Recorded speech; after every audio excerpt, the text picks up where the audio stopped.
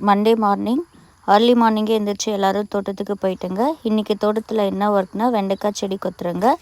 இந்த செடி வச்சு இப்போ தான் ஃபஸ்ட்டு கொத்தல் போடுறேங்க.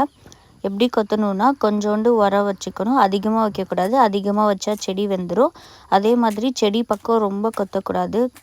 செடி பக்கம் கொத்தணுன்னா வேர் விட்டுரும். அதனால் செடி பக்கம் இருக்கிற களையெல்லாம் கையில் பிடுங்கிட்டு உரம் மண்ணில் மிக்ஸ் ஆகுற மாதிரி சேர்த்து வச்சு கொத்தி செடி பக்கம் சேர்த்தணும். அப்பா உரம் வச்சுட்டு வந்துட்டாரு. அப்பா உரம் வச்சுட்டு வர நாங்கள் 3 பேரும் கொத்திட்டு வந்துட்டோம். கொத்தி முடிச்சுட்டு நான் அண்ணா மட்டும் பால் கறக்க போயிட்டேங்க. கையில் கறக்கிற மாடெல்லாம் ஃபஸ்ட்டு கறந்து முடிச்சுட்டு அதுக்கப்புறம் மிஷினில் கறக்கிற மாடு மிஷினில் போட்டு கறந்துங்க. இந்த மாட்டுக்கு லைட்டாக அடிபட்டிருக்கு. அதனால் உதச்சிட்ருக்கு பால் கறக்க விடாமல்.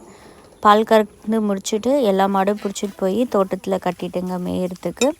கட்டி முடிச்சுட்டு திரும்பவும் கொத்துறதுக்கு வந்துட்டுங்க. இந்த மாதிரி யூஸ்ஃபுல்லான வீடியோ பார்க்க என்னோடய சேனல் சப்ஸ்கிரைப் பண்ணுங்கள். தேங்க்யூ.